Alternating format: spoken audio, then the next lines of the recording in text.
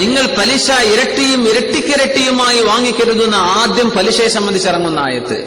അത് ഇപ്പൊ നോക്കിയിട്ട് ഇരട്ടിക്കിരട്ടി വേണ്ടെന്നല്ലേ പറഞ്ഞിട്ടുള്ളൂ, ഇരട്ടിയൊക്കെ വാങ്ങാലോ എന്ന് പോയി അർത്ഥം വെക്കാം. മദ്യപാനത്തെ സംബന്ധിച്ച് ആയത്തിറങ്ങിയിട്ട് അല്ലാഹു വമിൻ തമറാത്തിൻ നഖീലി വൽ അഅനാബ് തത്തഖിദൂന മിൻഹു സകറൻ വറിസ്ഖൻ ഹസന എന്നുണ്ട്. നിങ്ങൾ ഈത്തപ്പഴത്തിൽ നിന്നും മുന്തിരിയിൽ നിന്നും മത്ത് പിടിപ്പിക്കുന്നതും ഉണ്ടാക്കുന്നുണ്ട്, നല്ല ഭക്ഷണവും ഉണ്ടാക്കുന്നുണ്ട്. അപ്പൊ അതിലൊന്നും ഇപ്പൊ അല്ലാഹു മോശമൊന്നും പറയുന്നില്ലല്ലോ. ഇത് ആദ്യമായി മദ്യപാനത്തിനെ സൂചിപ്പിക്കാൻ ഇറങ്ങിയ ആയത്താണ്, മനസ്സിലാക്കിയിട്ടുണ്ടാകും. പിന്നൊരായത്ത് വരുന്നുണ്ട്, എന്താണ്? لا تقربوا الصلاة وأنتم سكارى حتى تعلموا ما تقولون. നിസ്കരിക്കാൻ വരുമ്പോ കള്ളുകുടിച്ച് വരരുത്, നിങ്ങൾ പറയുന്നതും ഓതുന്നതും എന്താണെന്ന് ബോധിക്കുന്നത് വരെ നിസ്കരിക്കാൻ വരുമ്പോ കള്ളുകുടിക്കരുത്.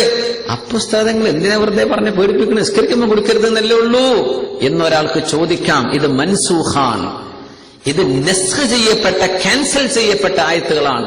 അതിന്റെയൊക്കെ ശേഷം വന്ന ആയത്താണ് നിയമം.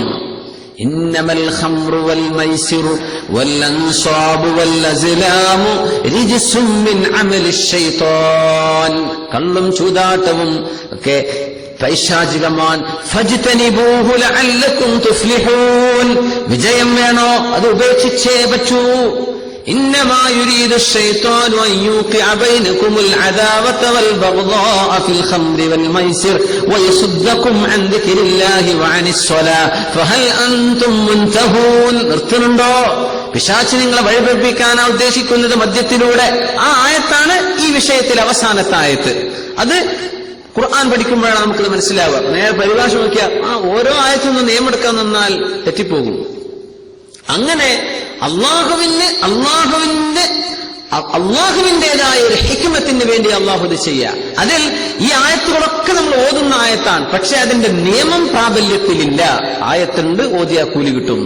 ഈ ആയത്ത് റജ്മ് ഇത്തിഫാഖുൽ ഉലമ അജ്മഅ അലൈഹി, ഉലമാഇന്റെ ഇജ്മാഅാണ്. ആ നിയമം പ്രാബല്യത്തിലുണ്ട്, പക്ഷെ ഈ ആയത്ത് ഖുർആനിലില്ല. ഒരാൾ വന്ന് നബിയോട് ചോദിച്ചിട്ടുണ്ട്, നബിയെ അങ്ങ് മാ ബാലു റജ്ം, എന്താണ് നബിയെ ഈ റജ്മിന്റെ ആയത്ത് എന്താണ് എന്ന് നബി തങ്ങളോട് ചോദിച്ചു.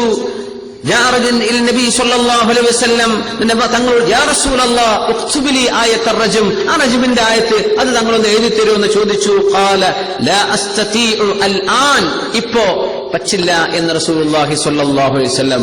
ഇമാം നസഈ റളിയല്ലാഹു അൻഹു റിപ്പോർട്ട് ചെയ്ത ഹദീസ്. ആ ആയത്ത് നിലവിലില്ല, പക്ഷെ അതിന്റെ നിയമം നിലവിലുണ്ട്. ഉമർ റളിയല്ലാഹു അൻഹു പറയാൻ ഫഖറഅനാഹ, ഞങ്ങളത് ഓതിയിട്ടുണ്ട്. വവഅയ്നാഹ, ഞങ്ങളത് മനഃപ്പാഠമാക്കിയിട്ടുണ്ട്. വറജമ റസൂലുള്ളാഹി സ്വല്ലല്ലാഹു അലൈഹി വസല്ലം, തങ്ങൾ റജ്മ ചെയ്തിട്ടുണ്ട്. വറജംനാ ബഅദഹു, ഞങ്ങളും ചെയ്തിട്ടുണ്ട്. റജ്മ എന്ന് പറഞ്ഞാൽ എറിഞ്ഞു കൊല്ലുക എന്ന ആ നിയമം നടപ്പാക്കിയിട്ടുണ്ട്. നമ്മൾ തങ്ങൾ പറയാണ്, നമ്മളെ പോലത്തെ ആൾക്കാരൊക്കെ പിന്നീട് വരുമെന്നറിഞ്ഞതുകൊണ്ടായിരിക്കും ബഹുമാനപ്പെട്ടവർ പറഞ്ഞു കുറെ കാലം കിട്ട് കഴിഞ്ഞാൽ ഞാൻ പേടിച്ചു പോവുകയാണ്. ഒരാൾ ചോദിച്ചേക്കാം, ലാ നജിദു ആയത്ത റജ്മി ഫീ കിതാബില്ലാഹ്, അല്ലാഹുവിന്റെ കിതാബിൽ എറിഞ്ഞു കൊല്ലണം എന്ന നിയമം ഏത് ആയത്തിലാണ് ഉസ്താദേ എന്ന് ചോദിക്കുന്ന ആളുകൾ പിൽക്കാലത്ത് വരുമോ എന്ന് ഞാൻ പേടിക്കുന്നു എന്ന് ഉമർ ഇബ്നുൽ ഖത്താബ് റളിയല്ലാഹു അൻഹു. فيضلوا بترك فريضة قد أنزلها الله, അല്ലാഹു ഇറക്കിയ ഒരു നിയമം നടപ്പാക്കാതെ വഴിതെറ്റുമോ എന്ന് ഞാൻ പേടിക്കുകയാണ്. എന്ന് പറഞ്ഞു ഫർറജ്മു ഫീ കിതാബില്ലാഹി ഹഖ്ഖുൻ അലാ മൻ സനാ ഇദാ അഹ്സന മിനർ റിജാലി വന്നിസാ, പുരുഷന്മാരിലും സ്ത്രീകളിലും വിവാഹിതരായ ആളുകൾ വ്യഭിചരിച്ചാൽ എറിഞ്ഞു കൊല്ലണം എന്ന നിയമം അല്ലാഹുവിന്റെ കിതാബിന്റെ നിയമമാണ്. ഇദാ ഖാമത്തിൽ ബയ്യിന, അവിടെ തെളിവുണ്ടായാൽ, അവിൽ ഹബിലു, അവർക്ക് ഗർഭമുണ്ടായാൽ, അവിൽ ഇഅ്തിറാഫു, സ്വയം സമ്മതിച്ചാൽ. അഖ്റജാഹു ഫി സ്വഹീഹൈൻ, ഇമാമുന ബുഖാരി റഹിമഹുല്ലാ, ഇമാം മുസ്ലിം റഹിമഹുല്ലാ സ്വഹീഹ് മുസ്ലിമിലും സ്വഹീഹുൽ ബുഖാരിയിലുമുള്ള ഹദീസാണിത്. ഇങ്ങനെയൊക്കെ ആൾക്കാർ പിന്നെ പറയും ഖുർആനിൽ കാണുന്നില്ലല്ലോ. അത് നിയമമുണ്ട്, പക്ഷേ അതിന്റെ ഖിറാഅത്ത് മൻസൂഖാൻ, ഖിറാഅത്ത് ക്യാൻസലാണ്, പക്ഷെ അതിന്റെ നിയമമുണ്ട്. ഇൻഷാ അല്ലാഹ് ചില ആയത്തുകളൊക്കെ വരുമ്പോൾ നമ്മൾ ഏതൊക്കെ ആയത്തുകളാണ് വേറുള്ളത് അപ്പോൾ മനസ്സിലാക്കാം. മഹാനായ ഉമർ ഫാറൂഖ് റളിയല്ലാഹു അൻഹു കാലേ കൂട്ടി മനസ്സിലാക്കിയിട്ടുണ്ട്, ഇങ്ങനെയൊക്കെ പിന്നീട് ആളുകളുടെ ചോദ്യം വരാം. സുബ്ഹാനല്ലാഹ്. ഉമർ റളിയല്ലാഹു അൻഹു ചെയ്തിട്ടുണ്ട്. മഹാന്മാരായ അയിമ്മത്തുകൾ ചെയ്തിട്ടുണ്ട്. സയ്യിദ് ഇബ്നു സാബിത്ത് റളിയല്ലാഹു അൻഹുവിന്റെ ഹദീസുണ്ട്, കുന്നാ നഖറഉ, ഞങ്ങൾ ഓതിയിട്ടുണ്ട്, അശ്ശൈഖു വശ്ശൈഖതു ഇദാ സനയാ ഫർജുമൂഹുമൽ ബർറ ഫർജുമൂഹുമൽ ബത്തത.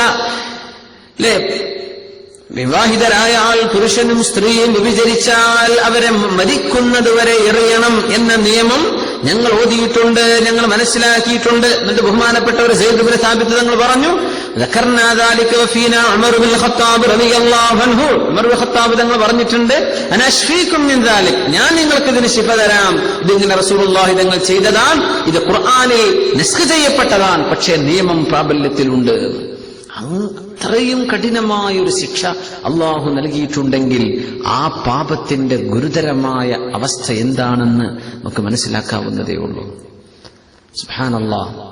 പിശാച് ഉദ്ദേശിക്കുന്നത് അനാർക്കിയാണ്, ലോകത്ത് അരാജകത്വം ഉണ്ടാകണമെന്നാണ്. ഇന്ന് പാശ്ചാത്യൻ സംസ്കാരങ്ങളൊക്കെ ആണെന്നോ പെണ്ണെന്നോ ആങ്ങളെന്നോ പെങ്ങളെന്നോ ഉമ്മയെന്നോ ഇതൊന്നും വ്യത്യാസമില്ലാതെ മൃഗമായിട്ട് ജീവിക്കണം എന്ന് ശഠിക്കുന്നവരാണ്, അങ്ങനെ ജീവിക്കുന്നവരാണ്. അവിടെ ലൈഫ് സ്റ്റൈൽ അങ്ങനെയാണ്. നമ്മൾ അള്ളാഹുവിന്റെ ആളുകളാണ്. കുന്തും ഖൈറ ഉമ്മ, ദീൻ ലോകത്തിന്റെ മനുഷ്യത്വം എന്താണെന്ന് പഠിപ്പിക്കാമെന്നവരാ. അങ്ങനല്ലെങ്കിൽ മനുഷ്യരും മൃഗം തമ്മിൽ എന്താ ബന്ധം, എന്ത് വ്യത്യാസം? മനുഷ്യരും മൃഗവും തമ്മിൽ എന്ത് വ്യത്യാസം?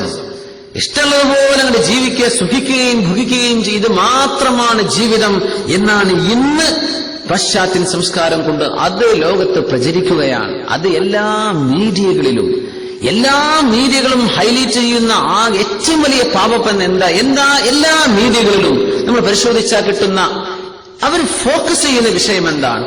സ്ത്രീ സൗന്ദര്യം അല്ലേ? അത് റിച്ചൻ അച്ചടിച്ചു വരുന്നതാകട്ടെ, അത് ഇന്റർനെറ്റുകളാകട്ടെ, TV ചാനലുകളാകട്ടെ, എന്തായാലും പരസ്യങ്ങളായാലും അല്ലെങ്കിലും ഇതൊക്കെ ഹൈലൈറ്റ് ചെയ്യുന്ന വിഷയം സിനയിലേക്ക് മനുഷ്യനെ കൊണ്ടുപോവുക എന്നതാണ്. വ്യഭിചാരത്തെപ്പറ്റി ചിന്തിപ്പിക്കുക. ഒരു പെണ്ണിന്റെ സൗന്ദര്യം ലോകർക്ക് കാണിച്ചു കൊടുത്ത് എന്താ അതിന്റെ ഉദ്ദേശം? എന്താ? ഇതാണ് ഇതിന്റെ ഉദ്ദേശം. മനുഷ്യന്റെ പ്രകൃതിപരമായ മനുഷ്യന്റെ ആ ഒരു വീക്ക്നെസ് ചൂഷണം ചെയ്യുക, അതിന്റെ അവസരങ്ങൾ ഒരുക്കി കൊടുക്കുക, എന്നിട്ട് അള്ളാഹുവിന്റെ നിയമത്തെ പരസ്യമായി ലംഘിക്കുക. അള്ളാഹു ഉമ്മത്തിനെ കാക്കട്ടെ.